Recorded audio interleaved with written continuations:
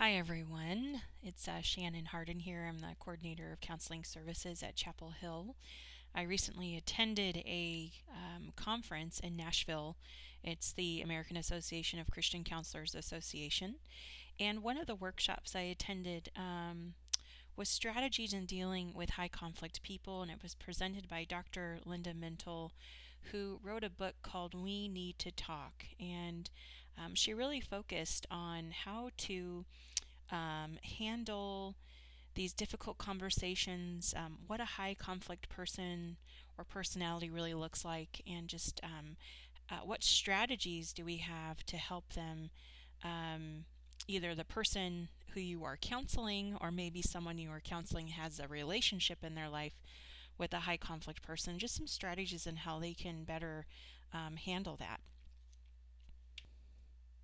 So the objectives kind of this presentation are to describe the common factors and best practices for working through a conflict with a difficult person, specifically how do they self-regulate their emotions, understanding of conflict, and if they're showing any empathy.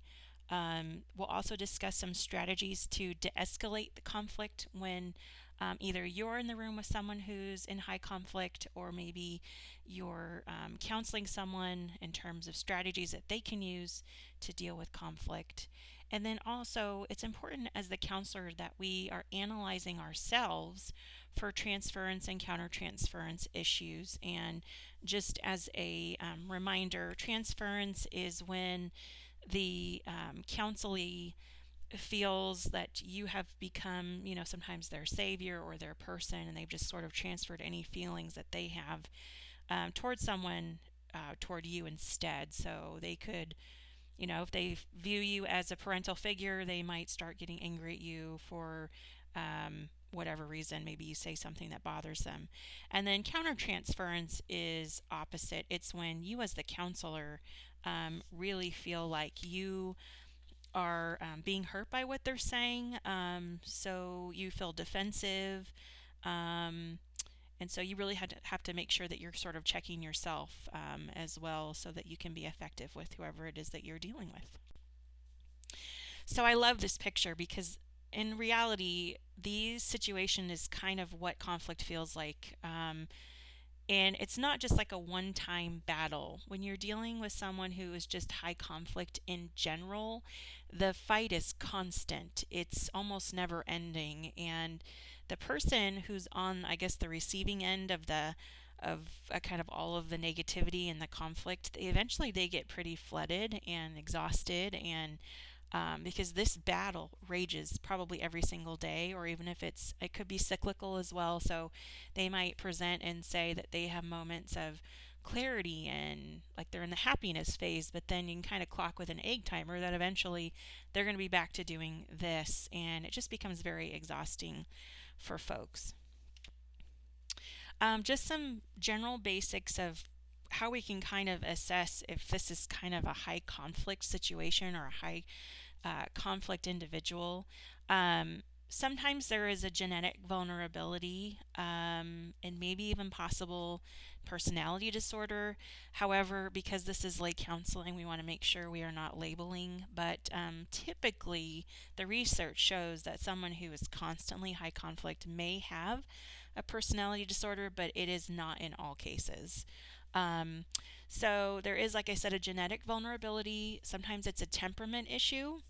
There's also maybe some likely childhood trauma. There might have been some verbal abuse or high reactivity in their home as they were growing up. And obviously, we might say that there's an insecure attachment style. So insecure would mean they're either like an avoidant attachment style, or they have an anxious attachment style, or disruptive, which is also disorganized. So they're kind of either or. They don't know. They avoid. They also will be anxious in their relationships. And basically, that just is from a neglect of their basic emotional needs as children. So, some other common factors that Dr. Mintle talked about was that parenting is not always to blame. sometimes it's like a recipe. So we don't just, I mean, yeah, maybe the parents were sort of part of the problem, especially in the attachment arena. But sometimes, people grow up and they make poor choices and they get hurt in relationships, and maybe just have a really bad habit of blaming others or other negative experiences that are related to trauma and loss that have just kind of, contributed to this. So, say they have a loss of a father, or someone who in their life, maybe a grandparent, for example, who took the reins in their life, and maybe that grandparent stopped speaking to their family. Maybe there was a rift in the family. So, there's a lot of various reasons why someone has kind of come to the place that they are when it comes to being high conflict. Um, there could have been some teenager years, the years of wandering, I call them, where you have conduct problems. Maybe they were, engaging in high risk behaviors. Maybe they had a lot of depression and anxiety. And also, sometimes it's just a teaching issue as well. I mean, some folks grow up and have a real lack of healthy coping strategies, whether it was modeled for them or not modeled at all. Sometimes those problematic family interactions, they just breed and breed and breed over the generations, and so sometimes someone just doesn't know any better. And also, there's typically a pretty strong mistrust of other people in individuals who are high conflict. And finally, there's a lot of past pain. I always pray that I see people with the eyes of Christ, because there is so much pain in these individuals, and they really try to keep you at arm's length, and they do so by sort of acting out in a conflictual style. So, what's going on in our brains when this happens? So, little brain science here. This is what social science has figured out, and these are, we've done real MRI scans and CT scans and all these various things to kind of look at the brains of people who have really struggled with this. So, a heightened activity amygdala, which, as you look at this picture, on their brain scans, when they're in like a moment of high conflict, those areas of the brain like light up like Christmas trees, and literally what I say kind of overruns the prefrontal cortex, which is kind of responsible for reflection and problem solving and thinking through things. But when the amygdala, what I say, kind of goes crazy, it kind of hijacks the entire brain, and you get an overactive, uncontrolled amygdala, which is basically the person that is in high conflict, that can't seem to calm down, that is just, from your perspective, is like, is this a crazy person? You know, they may be in that moment because they literally cannot control how they're reacting to the situation that they're in. So again, this is some brain science here, and this is how we've sort of been able to map this situation, and can kind of identify people whose brains maybe aren't working properly. And also, as we know, our chemicals and the science of our brain, and the way that we operate in our brain, can change if we're continually exposed to traumatic experiences, stress, anxiety, and all of those things. So consider that as you're also thinking about this particular individual. So when this person's brain gets hijacked, they really kind of go into a place where it's personal. It is not issue focused. They only see the person as the problem. So they become very characterological in their attack mode. So if you're kind of disagreeing on what peanut butter to buy, instead of it being about price, maybe it will turn out to be something more like, well, you never want to have my peanut butter because you're selfish, or whatever the case may be. But it never really seems to focus on the issue. It is never issue based, it's always person based. And any conflict that arises is a personal assault on their character. So even if you're the person who's not high conflict, you're sort of like in a place where you're going, what did I do? What did I say? I didn't say I didn't want to buy your peanut butter because I have this selfish need to buy my own peanut butter. It was really just because it's cheaper. But the person who's high conflict is always going to think it's a personal assault on them somehow. And the conflicts will escalate over time and will usually get worse, not better. So, again, there's a lot of drama that's created, and this person who is high conflict usually feels very threatened by disagreement. So, stinkin' thinking is something that, I say all the time because it really is a way of thinking that we can form habits of. And it's kind of the motto for this particular personality type, this high conflict person, is whatever they feel at the moment must be true. And that is kind of that's where they are in their brain when they're in that moment of high conflict and can't seem to think through it at all. It's the stinking thinking takes over. So it's all or nothing. It's black and white. It's good or bad. They can rarely consider other points of view. So it's never, we could do this and possibly this or this, which is more like compromise. They're actually not in a place where they're able to do that. So they're always going to say, you're either going to do this or I'm just going to have to leave. It's never, let's work this out. Let's sit and talk about it. And it's basically, like I said, whatever they feel at the moment must be true, and they just really develop some real negative thinking patterns. Then we have the emotional side. So we've just gone over the thinking side, but what's going on inside in terms of emotions? And they're just in turmoil. It's unregulated. It's incongruent. They can't really tolerate the distress, so they start to blame others because their body's like, what do I do? What do I do? I don't know how to handle this, so I'm just going to blame. I'm going to avoid any responsibility. And the negative emotions really do dominate their thinking, and they're starting to protect themselves. They are starting again to make an attack on the individual who's causing disagreement for them, and they start to look for the negative in that person, and there within lies the basis of the conflict for them. Continuing in the emotional side of things, and I like this picture because to me it's kind of like what compromise or empathy might look like. It's where you have two meetings of the mind, and we come not a separate you and me, but we become a we, and this person can't do that. They can't empathize. They can't see your point of view. They can't feel your feelings because they really have a lack of self-awareness themselves. They know since they're not taking responsibility for themselves, they're definitely not going to try and own any feelings you have. And in general, the sad part of this, and this is why we see a lot of people in counseling, is because the relationships begin to suffer. There's poor impulse control, impaired thoughts and reactivity, and typically the person who, again, is on the receiving end of the high conflict person is the one who calls for counseling because they really don't know what to do. They feel like like that picture of the boxing match, except they're maybe down for the count because they're exhausted and can't seem to, find a happy place in their relationship. And then the other thing, the anger is what really is presenting in a high conflict person. In terms of the emotion, it's almost like it will present as anger, just plain and simple. Their past literally spills over to the person who is in front of them. Their past disappointments and emotional neglect. I've witnessed this with people in a faith-based setting, anyways, who maybe were hurt.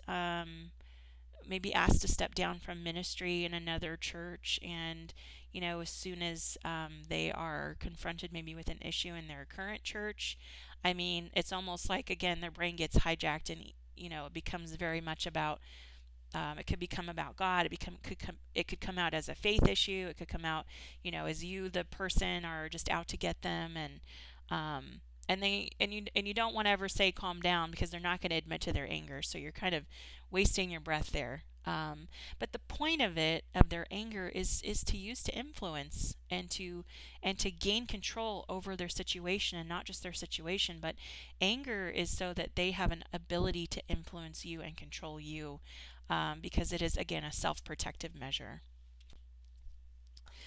Some actions that we need to consider. Even though you could probably say again and again and again, you're angry, you're out of control, you don't seem to be making any sense, we can't seem to focus on the issue, it does not matter how much you tell this person about their negative behavior, they will continue to do so because again, they can't put two and two together. They're not seeing the blind spots.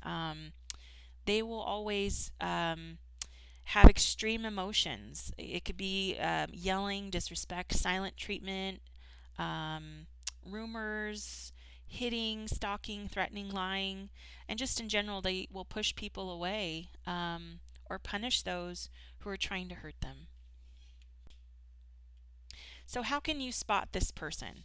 Because we come in contact with a lot of different people and we don't always know who is high conflict and who isn't. Because the reality is that we all face conflict, but this person is probably pretty obvious because not only will you see these behaviors that we've talked about, but you'll also see kind of a habitual pattern where this is kind of like the norm for them.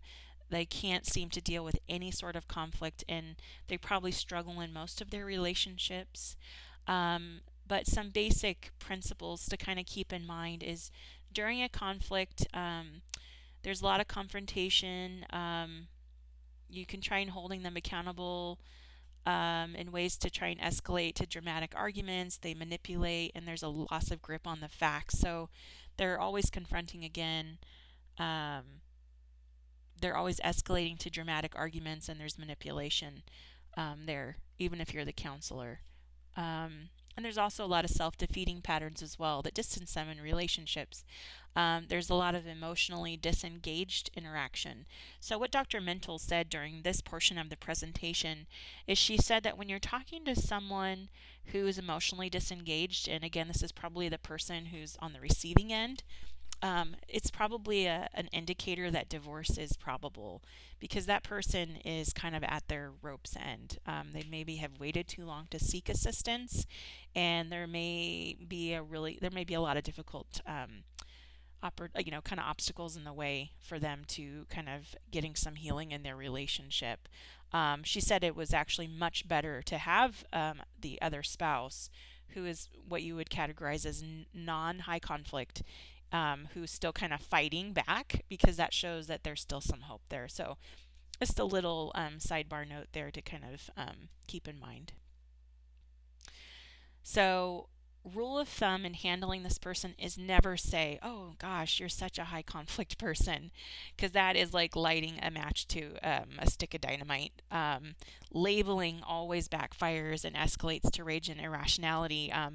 I've heard, other issues where counselees have been labeled. I've heard a person say once, I don't believe you're a Christian because you don't read your Bible enough. That's what a counselor said to a counselee, and that it really kind of backfired. That person stopped going to church and just really struggled for years getting over that statement.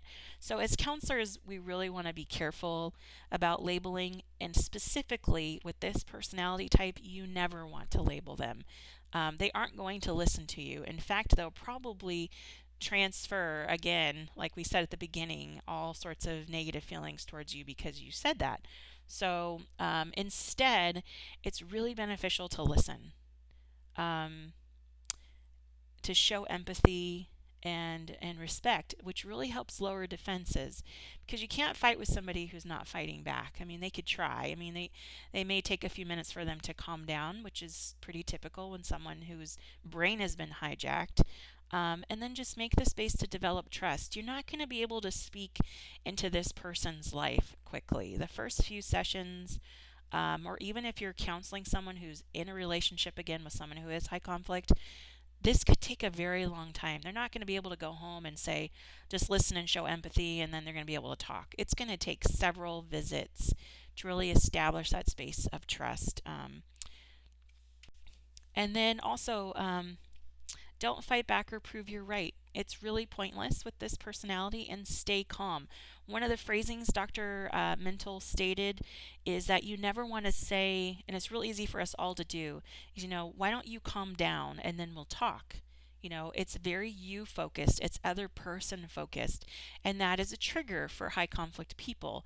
So, what you should say instead, as you stay calm, because you're trying again to de escalate, you say something more like, we can revisit this when we are both calmer, because you're really taking the kind of the focus off that person, because they already feel attacked all the time, so you don't want to continue to do that when you kind of are trying to de-escalate. So make it about the group, make it about the we. Um, and then finally, it's really important to assess your safety. We don't always want to anticipate that, your safety is in jeopardy when we're dealing with someone like this, but it's always possible with a high conflict person that they may fly off the handle. So always kind of assess your safety.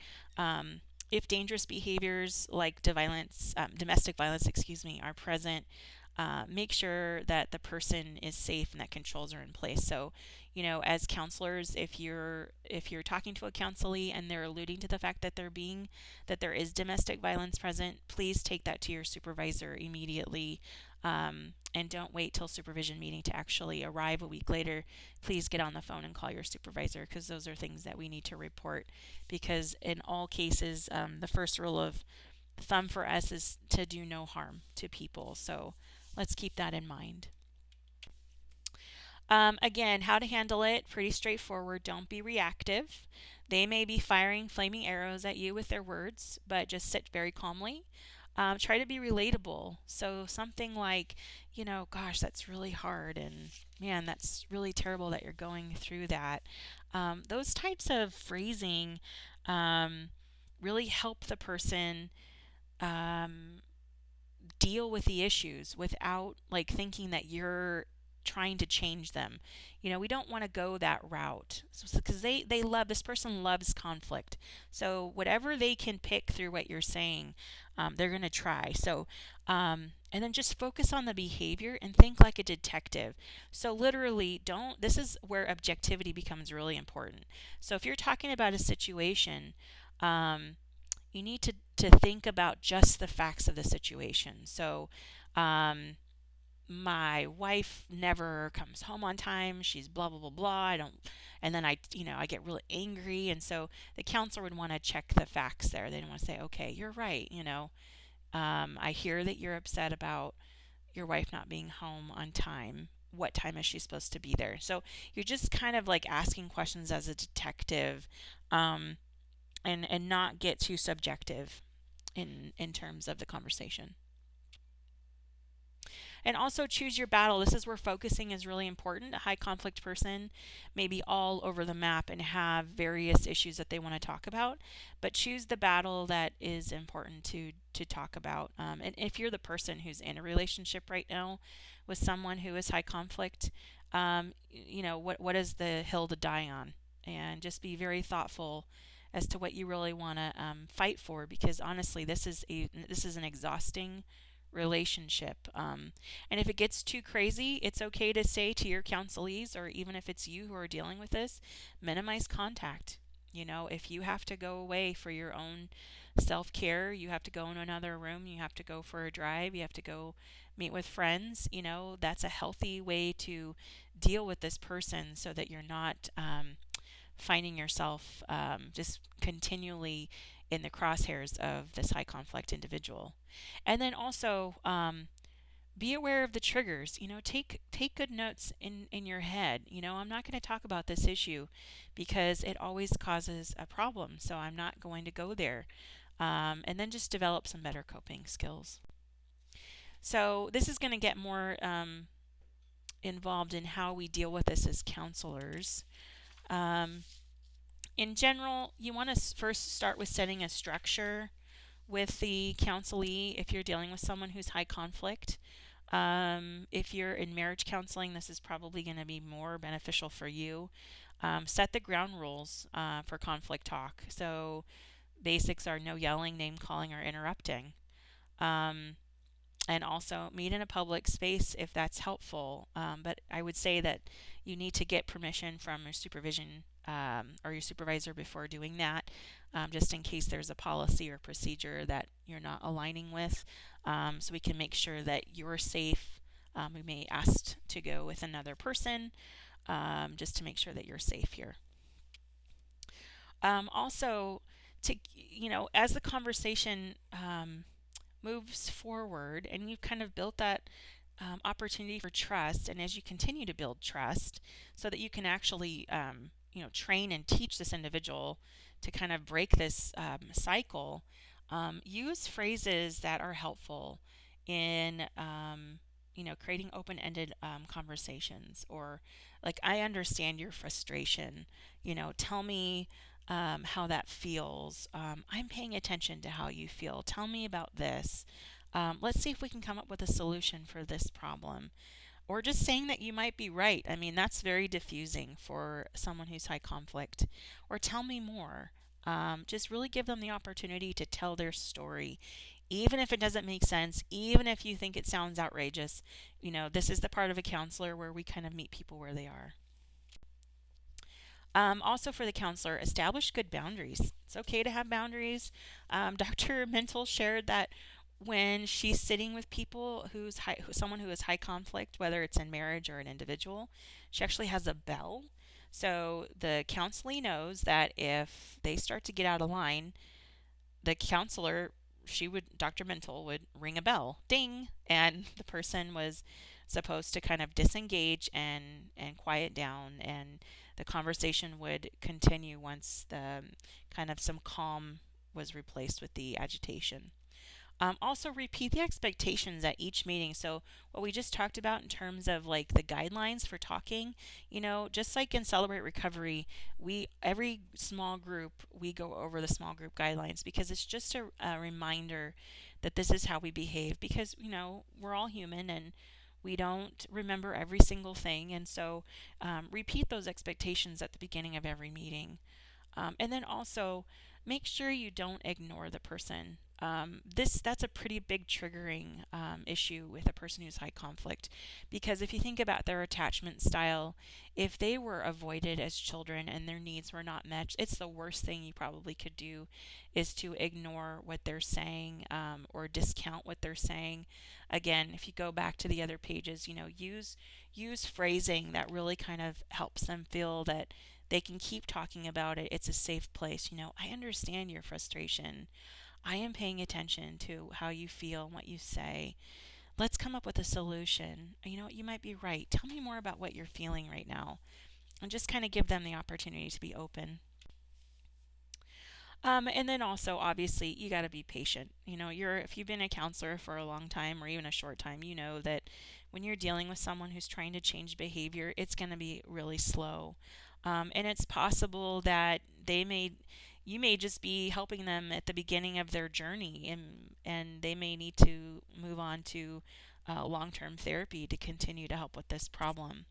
But while they're with you, whether you're dealing with a couple or if you're dealing with someone who is high conflict or is dealing with someone with high conflict, these are some really good, talk and teach to them about elements of healthy relationships. Again, if you were not raised in an environment where you learned how to model these things, they may have no idea. So maybe in their home, blaming was a big thing. Maybe that's how they survived. Being critical, idealizing, being rageful, demeaning other people, lying, needing to be right. I mean, those are really bad behaviors that we develop somewhere in our lives. But instead, teach them how to support somebody, or to be empathetic, how to share a thought and a feeling without fear of negativity. I mean, that's huge. Have mutual trust, honesty, and fidelity. A goal that you can set as the counselor is to reduce the four horsemen. I think this goes in any counseling situation. I don't care if they're high conflict or not. When you hear someone being contemptuous in particular, which is the worst of Dr. Gottman's Four Horsemen, that is the greatest indicator of divorce or a breakdown of a relationship. And contempt is like, rolling their eyes, or, calling them names, this other person, whoever it is. That is something that as a counselor, you really kind of have to call out. But with a high conflict person, you have to be very, very careful as you approach that issue, but maybe try and say, okay, so, maybe she is to you, she's a yada yada yada, but is there a positive thing about her as well? So try and rebuild the language that you're using. Complaint versus criticism, there is a difference between a complaint and a criticism. A complaint, Dr. Gottman says, is something we have to say sometimes, I don't like this or I don't like that, versus a criticism is like, you're always late to everything and you're late to this and you don't cook well. Um, you don't, whatever the issue is. So you really want to kind of set some good ground rules, stop insults, put downs, name calling, and help people be respectful. Um, and try and teach them to take responsibility for even a small part of the problem versus becoming defensive. Again, this is teaching opportunities after you've built the rapport and after you've seen some growth, and kind of a window of opportunity is where you find the opportunity to teach these things. More goals is conflict isn't always resolved, but focus on the affect around the conflict. And what I mean by that is, as counselors, sometimes we get calls and people say, I want your opinion and your advice on what we should do in this particular conflict. And, that's just a big no no in general. We're not here to advise people or to tell them what they need to do. Like, if somebody says, should I buy or sell a house, or what should I do? I mean, those are not things for us. It's to resolve. And it's the same thing here. We need to not focus on resolving the conflict. In this case, we're trying to focus on the affect around the conflict. So, how have we given them tools that will help them in the long term solve a multitude of conflicts that are going to come their way during this relationship? Um, Also, set a goal to identify the triggers. For people who are high conflict, there's emotional injuries, there's trauma that is in that person. It may take them many, many months or even years to work out a lot of those emotional injuries. But for the person who is dealing with a high conflict person, knowing what the triggers are is so helpful. Again, it goes back to that, which hill do you want to die on? And if you know those triggers, you could save yourself a lot of hurt, by just knowing what those are and staying away from them. I'm a big fan of calming strategies as well. So I'd say, as a counselor, prayer is really important. And, I know we don't always meet people who have a pretty powerful prayer life. They could just be learning how to pray for the first time. But Dr. Mental said something. She said, it's really interesting that, we could have a full-fledged argument going on in a counseling session. As soon as we're asked to pray, it's really hard for that high conflict person to either pray at all or pray angry. So prayer is really, really powerful. Body type things you can do is muscle relaxation. Have the person put their hands on their knees, relax their neck, relax their jaw, close their eyes. Deep, deep breaths, so they breathe in through their nose and out through their mouths. And then try and help them with a distraction. Okay, when you start to feel this way, what's something that can distract you from that energy, from that emotion? And sometimes it's thinking about a beach, or again, it's praying, it's thinking about the Lord and the things the Lord has done in their life. Their children, just something that kind of brings up a different memory. We also want to make sure you can ask them to kind of just check their pulse on their wrist, and have them check their pulse while they're sitting with you. If they're getting really overreactive, say, hey, you know what, let's just check your heart rate for a second. And you want to kind of hit a rate of 100 beats or less per minute, which means that it's really interesting that the prefrontal cortex starts to re-engage when those heart rates drop and when that person relaxes and they can think clearly again. Their brain goes into a normal state and is no longer hijacked. Again, help the counselee turn towards the person in the relationship and create a connection. So after a while, after you've been helping someone, it's kind of deal with some of the coping mechanisms and learn some of these ways that they can have a healthier relationship. Then they can start to maybe turn towards each other in the relationship and create connection. Build friendship in non-conflict times. What is it about this person that you like? Maybe you laugh together, so think about that. Do something together that you like to do. And express fondness, what I Dr. Gottman calls building a love roadmap. So that's going to be something like, tell a person every day what you appreciate about them. And hopefully those negative emotions and thoughts that you've had will change and you'll start to really see the person in a fond way. Increase mindfulness. So again, I'm not talking about the new agey mindfulness. I'm really talking about from a scriptural standpoint of, you know, um, don't be anxious about anything or don't worry about tomorrow because tomorrow has enough worry in itself. I mean, that's really what the basis for me, what mindfulness means. It's staying in the present, it's staying in the day, it's taking one day at a time, um, and just teach people how to be in the present. That's really important. And then focus on meeting the other person's needs. So in marriages in particular, when someone's needs have not been met, there's an element of aloneness. So um, there's a therapy called emotion focused therapy that some of our counselors, our marriage counselors, have been taught. And so in marriage counseling, that's something that's really helpful, and they learn how to meet each other's needs just to kind of eliminate some of the aloneness that they've been feeling. And then also for the counselor, trust God. It's important to tell the counselee, it's okay to trust God. People are, kind of going to let you down, but God does not let you down. And so it's really important to kind of teach that to them. Looking to God for esteem is important, and identify with then an identity in Christ and not in this world and not in people. And helping them develop a healthy view of God is really important. Um, Seek healing in places of hurt. So sometimes we have to go to the dark places in counseling to kind of root out whatever negative issues are still kind of residing in the person. Maybe there's unforgiveness that needs to happen. I've done a presentation on forgiveness, and I'm happy to um, put an opportunity together for training, because forgiveness is a really important thing to go through if you want to kind of be free from past places of hurt. Um, Also be patient, and God continues to do a good work in you. Philippians 1:6, we are always being transformed and changed. So again, be patient. That person just needs to know it's going to be a process. It's not going to change overnight. I know in this society we want to race to get everything done, but sometimes we have to crawl before we can walk. So just kind of stay in that mindset with the person. And then finally, practice, practice, practice new ways to respond in loving ways. That's just so, so helpful.